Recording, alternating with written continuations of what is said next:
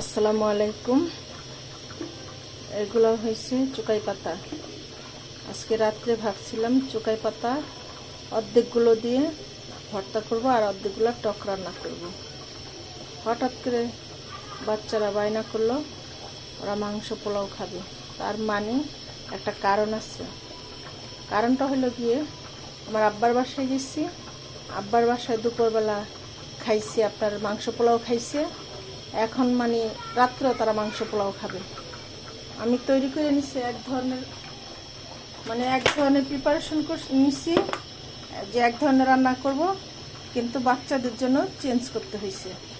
পাঙ্গাস মাছ নিচ্ছিলাম যে পাঙ্গাস মাছ রান্না করব, তরকারি দিয়ে হোক আর পেঁয়াজ দিয়ে ভুনা হোক, যে কোনো একটা পদ করতাম। আর এই চুকাই পাতা অর্ধেকগুলা ভর্তা করতাম আর অর্ধেকগুলা টক রান্না করতাম। এই প্ল্যান ছিল। হঠাৎ করে বাচ্চারা না ওরা মাংস পোলাও খাবে বায়না ধরলো। তো আমার বাচ্চারা ইচ্ছা আমার জীবনের একটা অংশ। ওরা যদি কিছু বলে না করতে বলে আমার শান্তি লাগে না। এই এত বড় পৃথিবীর মধ্যে আমার বাপ ভাই বোন আর আমার স্বামী সন্তান, এই পৃথিবীতে আমার সবচেয়ে আপন আর কেউ নেই। তা আমার সে আপন মানুষটা যদি কিছু খাইতে চায়, না খাওয়াইতে পারলে কেমন লাগে বলেন তো? বিশেষ করে রাত্রেবেলা ঘুমের মধ্যে যদি আমি মারা যাই, তাহলে তো আমার বাচ্চাদের একটা কষ্ট থাকবে যে আমার আম্মারে বলছে আমাকে, আমার আম্মুকে বলছিলাম এটা খাওয়াইতে, আমার আম্মু খাওয়াইলো না।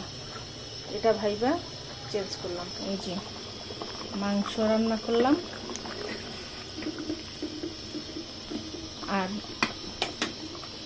আর এই যে পোলাও রান্না করলাম।